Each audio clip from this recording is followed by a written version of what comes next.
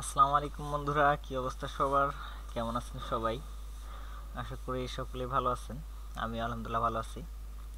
Web ডেভেলপমেন্টের part 2 তে সকলকে স্বাগতম। আমরা প্রথম ভিডিওতে দেখছিলাম যে কিভাবে আমরা HTML ট্যাগস ব্যবহার করতে পারি এবং HTML এর h1 একটা ট্যাগ আছে, অর্থাৎ হেডিং ট্যাগ, সেটা আমরা ব্যবহার করা দেখেছি। সেই সাথে h1 এর সাথে h6 পর্যন্ত আমরা দেখেছি কিভাবে আমরা এই ট্যাগগুলো ব্যবহার করতে পারি এবং প্রত্যেকটার আলাদা আলাদা যে বৈশিষ্ট্য আস্তে আস্তে ছোট হয় সেটা আমরা দেখতে পেরেছি আর কি। আজকে আমরা সর্বপ্রথম যেটা দিয়ে শুরু করব সেটা হচ্ছে যে বেসিক যে ওপেন ট্যাগ। আমরা ক্লোজ ট্যাগের মধ্য থেকে h1 ট্যাগটা দেখেছি এবং ওপেন ট্যাগগুলো যে আছে আমরা 3টা ওপেন ট্যাগ দেখছি। তার মধ্যে থেকে বেসিক হচ্ছে দুইটা, এই দুইটা ওপেন ট্যাগ সম্পর্কে কথা বলবো। তো চলুন শুরু করা যাক। সর্বপ্রথম আমি একটা ফাইল ক্রিয়েট করে নিচ্ছি। এখানে টেক্সট থেকে এখানে ওপেন ট্যাগ আমি দিয়ে দেই, যেহেতু ওপেন ট্যাগ নিয়ে কথা বলবো। ওপেন ট্যাগস ডট html, ওকে, এন্টার দিলাম। ইয়েস, এটাকে এখন আমি ভিজুয়াল স্টুডিও কোড দিয়ে রান করব। আচ্ছা সরি, আমি এগুলো সব কেটে দেই। এটাকে টান দিয়ে ধরে এখানে ছেড়ে দেই।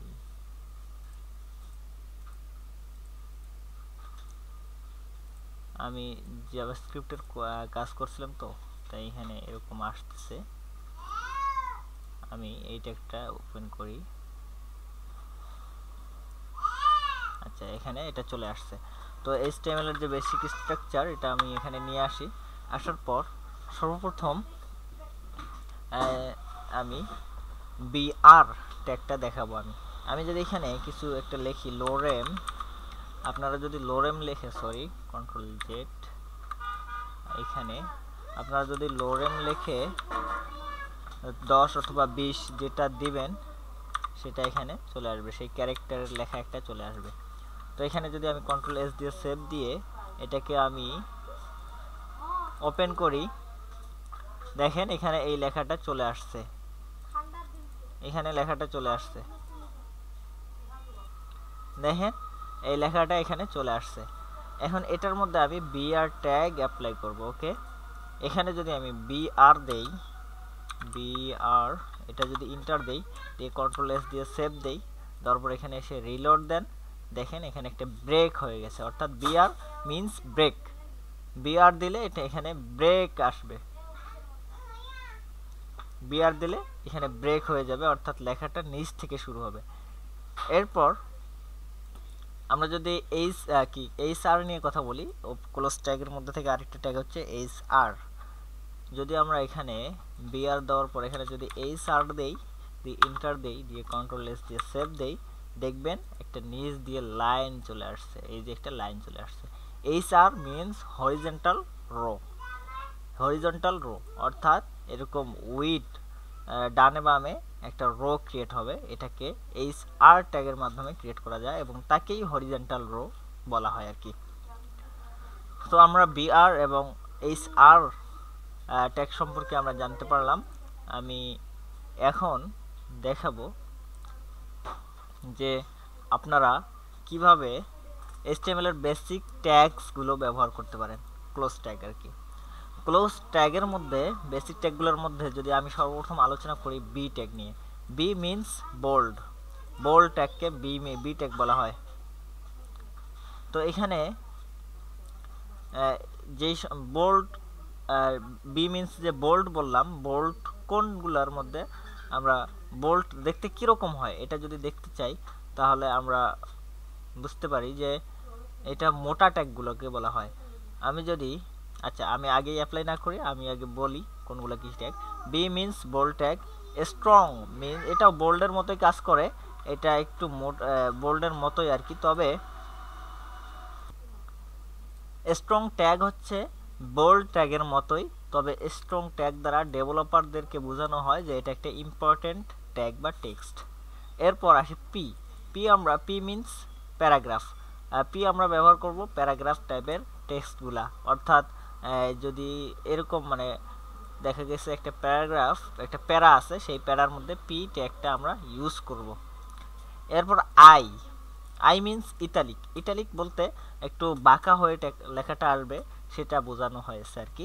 আমরা যে টেক্সটগুলোকে একটু বাঁকা বা কাট করে নিয়ে আসবো, ইটালিক বলতে আমরা বুঝি সচরাচর ইটালিক একটু কাট করে নিয়ে আসবো, সেগুলোকে ইটালিক বলা হয়, এবং এই ইটালিক ওই সমস্ত জায়গায় ব্যবহার করা হবে। এরপর ইউ মিন্স নিচ দিয়ে একটা আন্ডারলাইন হবে। ইউ মিন্স আন্ডারলাইন, অর্থাৎ আমরা যেই সমস্ত টেক্সটের মধ্যে আন্ডারলাইন চাই সেগুলোতে আমরা ইউ ব্যবহার করব।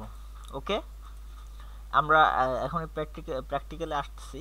এরপর মার্ক, আমরা বইয়ের মধ্যে অনেক সময় ইম্পর্টেন্ট যে লেখাগুলো থাকে, ইম্পর্টেন্ট যে জায়গাগুলো থাকে, সেগুলো মার্কার দিয়ে মার্ক করে দিই। ঠিক এরকমভাবেই এই মার্ক ট্যাগ যদি আমরা ব্যবহার করি তাহলে হলুদ কালারের একটা মার্ক হয়ে যায়। এরপর ডেল দ্বারা মানে এখানে ডেল দ্বারা সহজেই যদি আমরা বুঝতে চাই তাহলে কোনো একটা টেক্সটের মাঝখান দিয়ে একটা দাগ হবে আর কি, হরিজন্টাল দাগ হবে, সেটাকে আমরা ডেল বলবো। তো চলুন এই ট্যাগগুলোকে আমরা অ্যাপ্লাই করি রিয়েল টাইম মানে ভিজুয়াল স্টুডিও কোডের মধ্যে। তো এখানে আমি এগুলো সব কেটে দিলাম, দেওয়ার পর আবার আমি HTML এর বেসিক স্ট্রাকচারটা নিয়ে আসলাম। আসার পর এখানে আমি লিখে দিই বেসিক ট্যাগস। ওকে, এটাকে আমি বড় হাতের দিয়ে দিই, কন্ট্রোল এস। এখানে আমি যদি সর্বপ্রথম লোরেম ইপসাম থেকে 100 ক্যারেক্টারের এটা টেক্সট নিলাম, নিয়ে এটাকে কন্ট্রোল এস দিয়ে সেভ দিলাম। দেওয়ার পর এখানে এসে যদি আমি রিলোড দেই, দেখেন এই টেক্সটটা আমাদের এখানে চলে আসছে। তো আমি এই যে কোথায় থেকে আমি কোশ্চেন মার্ক পর্যন্ত একটা প্যারা হিসেবে আমি নেব। ওকে, আমি এখানে যদি পি ট্যাগ দেই,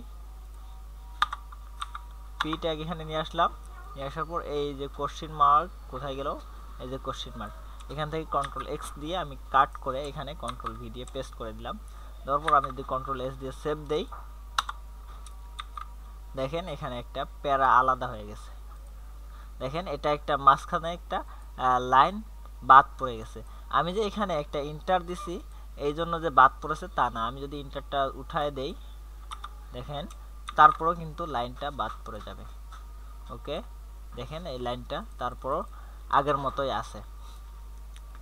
এটা হচ্ছে প্যারা ট্যাগের কাজ, প্যারাগ্রাফ ট্যাগের কাজ। এরপর এখানে আমরা দেখেছি সর্বপ্রথম যেটা দেখেছিলাম বোল্ড ট্যাগ। চলুন বোল্ড ট্যাগ আমরা ব্যবহার করে দেখি। আমি এই পি এর ভিতরেই আমি এখানে বি ট্যাগটা নিলাম। ওকে, বোল্ড ট্যাগ নিলাম, নেওয়ার পর এখান থেকে আমি এইটুকুকে আমি বোল্ড করতে চাই। তো এই বোল্ডের ভিতরে আমি এটাকে দিলাম, কন্ট্রোল এস দিয়ে সেভ দিলাম। দেওয়ার পর এখানে যদি আমি রিলোড দেই, দেখেন এটা একটু মোটা হয়ে গেছে। আমি একটু বড় করে দেখাই, এটা একটু মোটা হয়ে গেছে। দেখেন এটা একটু মোটা হয়ে গেছে। তো এটা হচ্ছে বোল্ড ট্যাগের কাজ। এরপর আমরা যেটা দেখলাম এখানে বোল্ড ট্যাগের পরে স্ট্রং ট্যাগ। বোল্ড এবং স্ট্রং ট্যাগের কাজ একই, আগেই বলেছি, শুধুমাত্র ডেভেলপারদেরকে বোঝানো যে এটা একটা ইম্পর্টেন্ট জায়গা। আমি যদি এখানে স্ট্রং ট্যাগটা ব্যবহার করি, স্ট্রং, এবং এইটুকু লেখাকে আমি স্ট্রং করতে চাই, স্ট্রং করলাম, করে এখান থেকে আমি রিলোড দিলাম। সরি, এই যে দেখেন এইটুকু লেখা মোটা হয়ে গেছে, বোল্ড হয়ে গেছে। তো এই স্ট্রং এবং বোল্ড একই দেখতে পাচ্ছি আমরা, এখানে কোনো আলাদা কোনো পার্থক্য দেখতে পারতেছি না, শুধুমাত্র এটাকে একটু ইম্পর্টেন্ট বোঝানোর জন্য স্ট্রং ট্যাগের ভিতরে নেওয়া হয়। এরপর আমরা পি ট্যাগ তো দেখলাম কেন ব্যবহার হয়। এরপর আই ট্যাগ আমরা কেন ব্যবহার করি। I means italic. আমি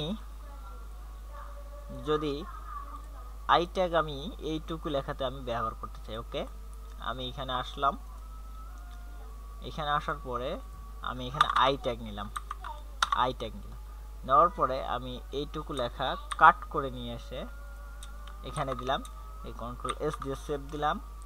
দেওয়ার পর এখানে এসে যদি রিলোড দেই, দেখেন এটা একটু বাঁকা বাঁকা হয়ে গেছে। আই ট্যাগের মূলত এটাই কাজ, এছাড়া আর কোনো কাজ নেই। আপনারা বেশি করে প্র্যাকটিস করবেন। এরপর U tag, U means underline, অর্থাৎ আমার টেক্সটটাকে আন্ডারলাইন দিয়ে দিবে। আমি এইটুকু টেক্সটের মধ্যে আন্ডারলাইন দিয়ে দেখাই দিয়ে দিই। এখানে যদি আমি ইউ ট্যাগ নেই, নেওয়ার পর আমি যদি এখান থেকে কাট করি, করার পর আমি এখানে বসাই দিলাম, এই কন্ট্রোল এস দিয়ে সেভ দিলাম, দিয়ে এখানে এসে রিলোড দেন, দেখেন এই যে আন্ডারলাইন হয়ে গেছে, নিচ দিয়ে একটা দাগ হয়ে গেছে। এটাই হচ্ছে আন্ডারলাইনের কাজ, এবং ইউ ট্যাগটা এই কাজটাই করে থাকে। এরপর আমরা মার্ক ট্যাগ সম্পর্কে জানবো। ওকে, মার্ক ইউ ট্যাগ এবং ডেল ট্যাগ একই, তা সুতরাং আমরা ডেল ট্যাগটাই আগে দেখে নেই। আমরা এখানে মার্ক ট্যাগ ব্যবহার করেছি, ইউ ট্যাগ ব্যবহার করেছি, এরপর আমরা ডেল ট্যাগটা ব্যবহার করে দেখি। ওকে, যদি আমি এখানে ডেল ট্যাগ দেই, দেওয়ার পর এই টেক্সটটা আমি কন্ট্রোল এক্স দিয়ে এখানে ব্যবহার করি, করার পর কন্ট্রোল এস দিয়ে সেভ দেই, দিয়ে এসে এখানে যদি আমি রিলোড দেই, দেখেন মাঝখান দিয়ে একটা দাগ হয়ে গেছে। এটাই হচ্ছে ডেল ট্যাগের কাজ। বুঝতে পারছেন আপনারা, আশা করি সকলেই। এরপর যে মার্ক ট্যাগ আছে, আমি সেই মার্ক ট্যাগটা ব্যবহার করে দেখাই দিই। আমি এইখানে মার্ক ট্যাগটা নেই, মার্ক, এটা বাই ডিফল্ট আসে না, এটা লিখতে হয় আর কি। মার্ক ট্যাগ, এখানে দেখেন মার্ক ট্যাগ এখানে চলে আসছে। এরপর আমি এটাকে যদি কপি করি, কপি করে যদি এখানে বসায় দেই, দিয়ে যদি কন্ট্রোল এস দিয়ে সেভ দেই, দেখবেন এটা একটা হলুদ মার্কিং হয়ে গেছে। এটাই হচ্ছে মার্ক ট্যাগের কাজ। আমরা এটার কালারটা চেঞ্জ করতে পারবো সিএসএস দিয়ে। আমি দেখাই দিব কিভাবে আপনারা কালারটা চেঞ্জ করবেন। যখন আমাদের সিএসএস এর ক্লাস শুরু হবে, যখন সিএসএস এর ক্লাস শুরু হবে, তখন আমি দেখাই দিব কিভাবে আপনারা এই কালারগুলো চেঞ্জ করতে পারবেন আর কি। তো বন্ধুরা, আমরা আজকে কয়েকটা ট্যাগ সম্পর্কে জানলাম। সর্বপ্রথম আমরা বিআর ট্যাগ সম্পর্কে জানছি, এরপর এইচআর ট্যাগ সম্পর্কে জানছি, বি ট্যাগ সম্পর্কে জানছি, স্ট্রং ট্যাগ সম্পর্কে জানছি, পি ট্যাগ সম্পর্কে জানছি, আই, ইউ, মার্ক, ডেল, এই সমস্ত ট্যাগ সম্পর্কে আজকে আমরা জানছি। তো সকলেই বেশি করে প্র্যাকটিস করবেন মনে রাখার জন্য। তো আজকের ক্লাস এতটুকুই। সামনে আমি কথা বলবো কিভাবে লিস্ট ট্যাগ ব্যবহার করতে পারেন আপনারা। তো আজকের ভিডিও এতটুকুই। সবাই ভালো থাকবেন, সুস্থ থাকবেন, আর আমাদের চ্যানেলটাকে অবশ্যই সাবস্ক্রাইব করে পাশের বেল নোটিফিকেশন আইকনটি ক্লিক করে রাখবেন এরকম নেক্সট ভিডিও পাওয়ার জন্য। সকলকে আল্লাহ হাফেজ, আসসালামু আলাইকুম রহমতুল্লাহ।